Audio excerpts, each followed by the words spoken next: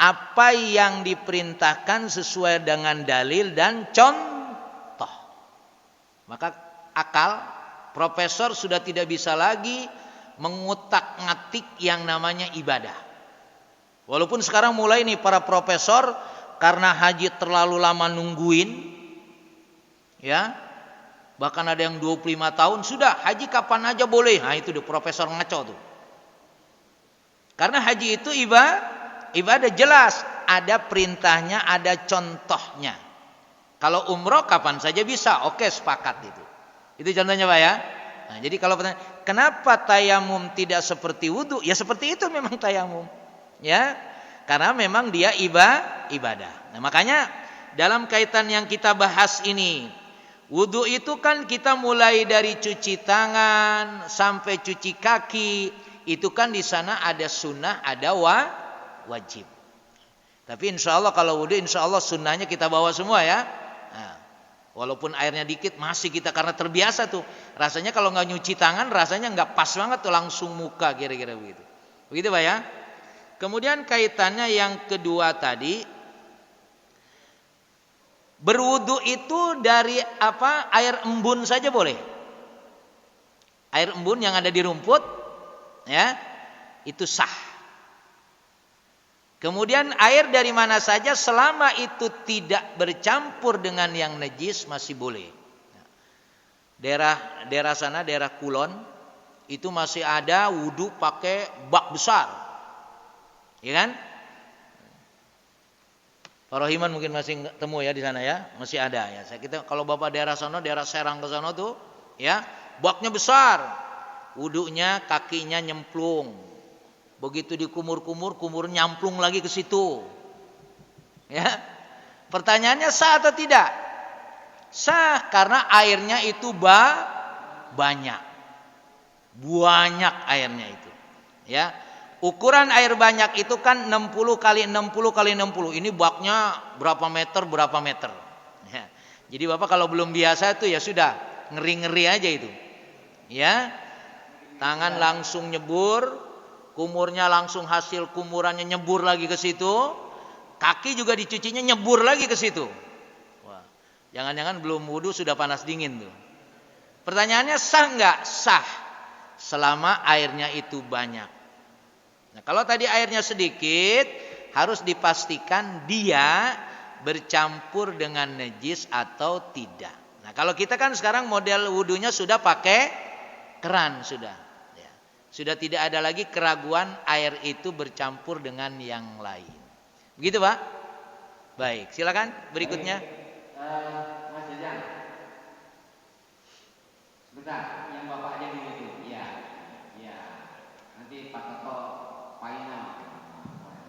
Assalamualaikum warahmatullahi wabarakatuh. Waalaikumsalam warahmatullahi wabarakatuh. Ada yang saya ingin tanyakan sebagai awam dalam menyikapi perbedaan mazhab, terutama dalam hal wudu atau mungkin perbedaan mazhab dalam hal apapun, apakah kita boleh menyandarkan pada 5 hal ini? Oke, pertama adalah disesuaikan dengan selera satu. Yang kedua disesuaikan dengan keadaan. Yang ketiga disesuaikan dengan kebutuhan. Yang keempat disesuaikan dengan kepentingan. Yang kelima disesuaikan dengan keutamaan. Terima kasih jawabannya. Assalamualaikum warahmatullahi wabarakatuh. Waalaikumsalam. Prinsipnya apa yang kita lakukan ini adalah sesuai dengan dalil Quran dan Sunnah. Jadi kalau Bapak sudah paham Quran, sudah paham Sunnah, sudah silahkan pahami Quran dan Sunnah tadi. Ya. Tetapi sudah tentu bagaimana kita bisa memahami Quran dan Sunnah tadi tidak seperti yang dipahami oleh para ulama. Nah, berikutnya adalah bagaimana kita memahami dari perbedaan pendapat ulama tadi. Apakah kita boleh mengikuti para ulama sesuai dengan pendapatnya karena kondisi dan lain sebagainya. Sudah tentu jamaah yang dimuliakan Allah Subhanahu wa taala, hukum ini memang akan berubah sesuai dengan keadaan. Al-hukmu yaduru ma'al illati wujudan wa adaman. Bahkan yang sudah dipastikan haram saja pada kondisi tertentu bisa menjadi halal. Bicara hukum itu nanti kembali kepada keadaan dan kondisi. Sampai tadi hukum yang sudah dinyatakan haram saja, ya, pada kondisi tertentu bisa menjadi halal. Contoh, ketika kita tidak mendapatkan makanan yang halal, lalu kalau tidak memakan yang haram tadi kita mati, makan yang haram itu halal. Maka disebut halalnya muakkad. Halalnya itu ketika memang tidak mendapatkan yang halal. Ada yang haram berubah jadi halal. Itu hukum seperti itu.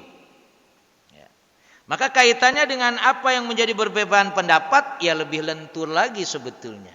Ya, selama dalilnya ada, selama pendapat ulamanya ada. Tinggal nanti apakah kita melihat dari kondisinya atau keutamaan dan lain sebagainya, silakan saja. Kembali kepada apa yang kita yakini. Walaupun sebetulnya ketika berbeda pendapat itu pertanyaannya adalah jangan mana yang benar. Ya. Kalau perbedaan pendapat ulama pertanyaannya tidak boleh mana yang benar. Sebab kalau mana yang benar berarti yang lain salah. Kalau perbedaan pendapat ulama itu seluruhnya benar, tinggal mana kita mengambil yang lebih utama. Itu pun menurut keyakinan kita. Contoh yang konkret saja, ketika kita sholat subuh, ada yang sholat subuhnya pakai kunut, ada yang tidak. Kalaupun kita mau menggali, ada yang kunut dan ada yang tidak, kembali kepada dalil, bisa jadi nanti dalilnya bisa jadi menurut pendapat ulama satu ini lebih kuat, satu lebih lemah dan lain sebagainya. Itu kembali. Tinggal kita meyakini saja. Ya. Tapi kalau kita bisa memahami sendiri, afdal, silahkan saja. Ya. Kayaknya menurut saya, wah ini udah ngalahin Imam Syafi'i nanti berarti ya. Ya. Boleh saja kalau memang kita meyakini. Tapi perjalanan ini sudah begitu luar biasa, maka ketika terjadi perbedaan pendapat tadi, pertanyaannya adalah mana yang lebih utama. Atau ketika Bapak datang ke sini, imamnya tidak kunut. Bapak mau pakai dalil apa? Padahal Bapak biasa kunut. Oh, saya lebih utama kunut. Karena lebih utama kunut, imamnya enggak kunut, Bapak pulang lagi udah. Ya udah ya kan? Ya sudah, apa yang ada itu menjadi kondisi yang ada. Jadi jangan dipertentangkan gitu ya. Cuma memang dalam ibadah ini nanti kembali kepada kebiasaan kita tadi.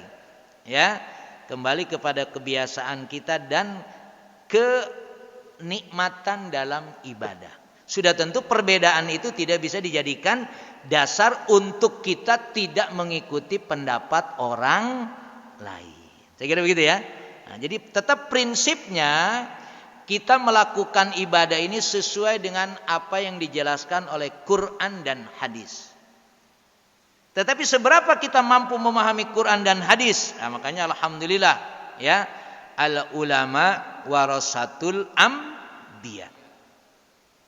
Karena pada zaman dahulu para sahabat kalau ada masalah langsung tanya pada Rasul, ya Rasul ini bagaimana? Jawab Rasul, selesai udah, terselesai. Ya. Tidak ada lagi masalah ketika sudah bertanya kepada Rasul. Begitu Rasul meninggal, para sahabat sudah meninggal, mulai. Kenapa demikian? Karena hadis yang ada ini memang menjadi bagian sumber perbedaan pendapat. Perbedaan pendapat itu sendiri kenapa terjadi? Dari pemahaman, latar belakang dan lain sebagainya. Maka nanti ada pendapat misalkan antara Imam Malik dengan Imam Abu Hanifah itu berbeda. Kalau Imam Malik itu selalu kembali kepada hadis, karena Imam Malik hidupnya di Madinah bersama Rasulullah. Sedangkan Imam Abu Hanifah tinggalnya di Baghdad, di Irak. Sehingga begitu ada dalil, dia lebih menggunakan ra'yunnya atau logikanya. Itu perbedaannya, ya. Begitu Pak ya? Baik, silakan kalau masih ada. Silakan satu terakhir, Pak Ustaz. Baik, silakan. Bismillahirrahmanirrahim.